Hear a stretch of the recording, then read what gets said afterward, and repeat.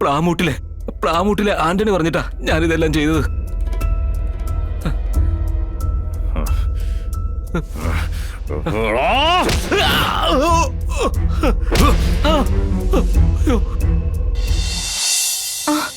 മോനെ ശിവ,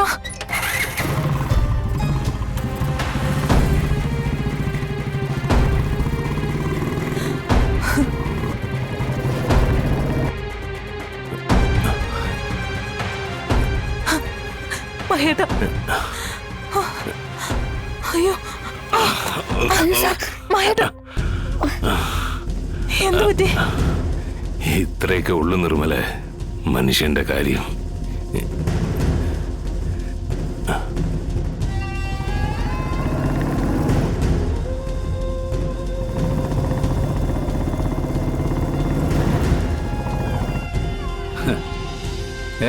എന്താടാ ഒരു ഉന്മേഷക്കുറവ്?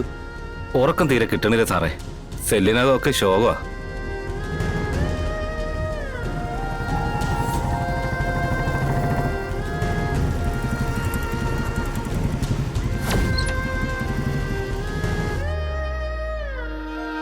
പിന്നെ ആന കൊതുകും.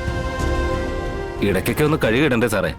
ആ, നിനക്ക് വേണ്ടി ഞാനവിടെ പട്ടുമത്ത് വിരിച്ചു തരാം. എന്താ? അല്ല സാറേ, ഒരു പുൽപ്പായെങ്കിലും കിട്ടിയാൽ മതിയായിരുന്നു. ചെല്ല്, ബാക്കി നമുക്ക് കോടതിയിൽ ചെന്നിട്ട് തീരുമാനിക്കാം.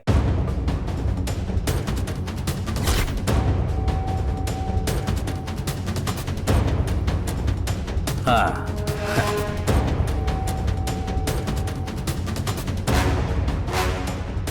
എന്താടാ, കോടതിയിൽ കൊണ്ടുപോകുന്നതിന് മുമ്പേ ഇവനെ ഒന്ന് കണി കാണാൻ വന്നതാണോ നീ? കണി കാണാനല്ല, ഇവനെ ഒന്ന് കോമരം തുള്ളിച്ചാ കൊള്ളാവുന്നുണ്ട്.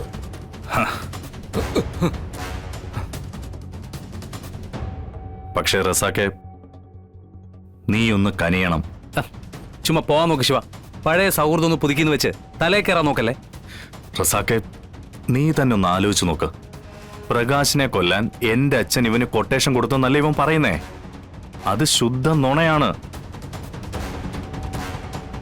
അച്ഛൻ അങ്ങനൊന്നും പറഞ്ഞിട്ടില്ല.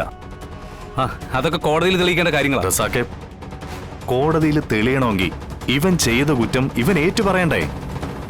അതിവൻ പറയില്ലല്ലോ. ഒരുപാട് ജോലി എടുത്തിട്ടൊന്നും കാര്യമില്ല. ചെയ്യുന്ന ജോലി ആദ്യം വെടുപ്പായിട്ട് ചെയ്യണം. ഇവനെ കൊണ്ട് സത്യം പറയിപ്പിക്കാതെ നീ കോടതിയിലേക്ക് വിട്ടുകഴിഞ്ഞ അവിടെ അവൻ നുണകൾ കൊണ്ടൊരു കൊട്ടാരം തന്നെ പണിയും. നീ നോക്കിക്കോ. നിരപരാധിയായ എന്റെ അച്ഛൻ ശിക്ഷിക്കപ്പെടും. എടാ, നിന്റെ അച്ഛൻ നിരപരാധിയാണെന്ന് നിനക്ക് ഉറപ്പുണ്ടോ? ഉണ്ട് റസാക്കെ. അതുകൊണ്ടാണ് സത്യം കോടതിയിൽ തെളിയണമെന്ന് ഞാൻ വാശി പിടിക്കുന്നേ.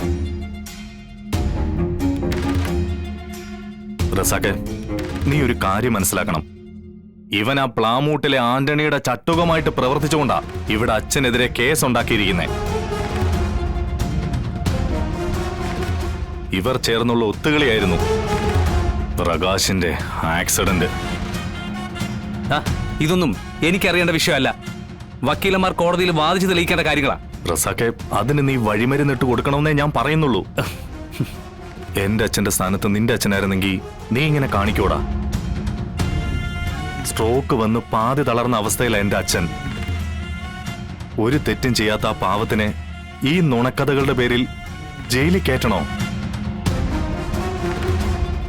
നിനക്കറിയാലോ, എന്തെങ്കിലും അരുതാത്തത് ചെയ്തിട്ടുണ്ടെങ്കിൽ തന്റെ ഇടത്തോടത് ചെയ്തിട്ടുണ്ടെന്ന് പറയുന്ന ആളാ എന്റെ അച്ഛൻ.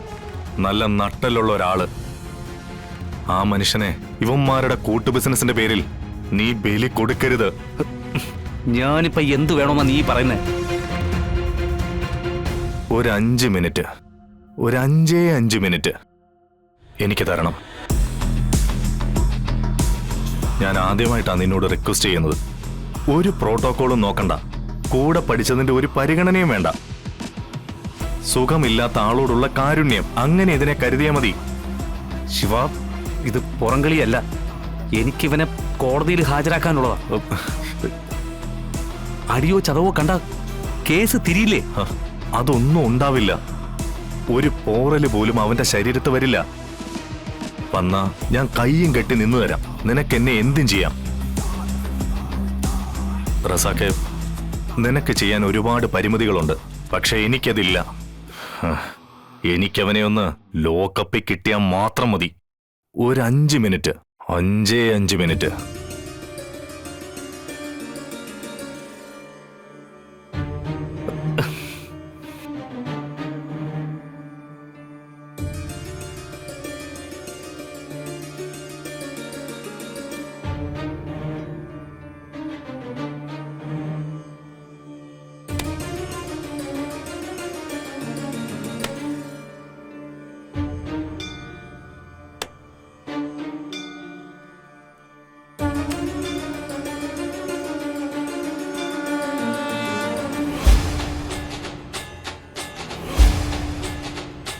എടാ, ഇത് പിള്ളേര് കളിയല്ല.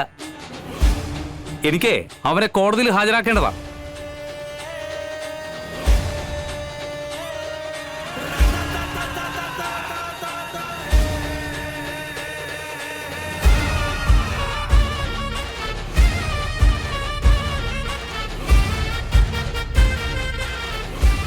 എടാ, അവന്റെ ദേഹത്ത് അടിയോ ചതവോ കണ്ടു കഴിഞ്ഞാ ഈ കേസ് തിരിവേ.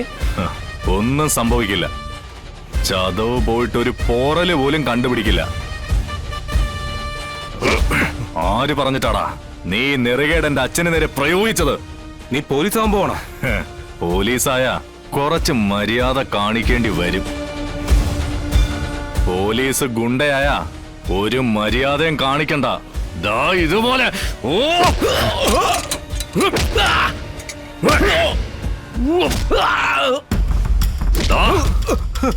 പുറത്ത് മുറിവ് കാണല്ലെന്നേ റസാക്ക് എന്നോട് പറഞ്ഞിട്ടുള്ളൂ. പക്ഷേ ഞാനടിച്ച ഓരോ അടിയും നിന്റെ അകത്ത് കടന്ന് പഴുക്കും. ഇനി ഒരു പഞ്ചസാര ലായനി കൂടി കുടിപ്പിച്ച 6-ാം മാസം നിന്റെ വീട്ടുകാർക്ക് നിന്റെ പട്ടട കൂട്ടാം.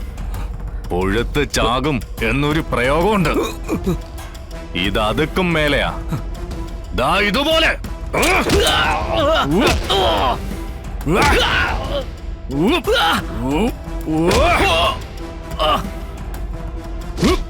ഇങ്ങോട്ട് പോടാ.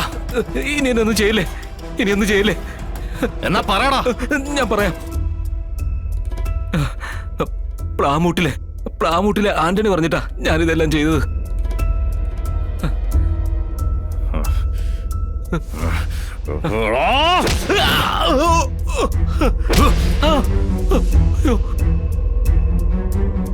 മനസ്സിലായല്ലോ?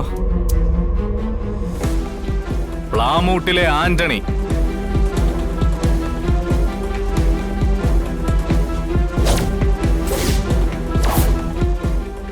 പ്ലാമൂട്ടിലെ ആന്റണി.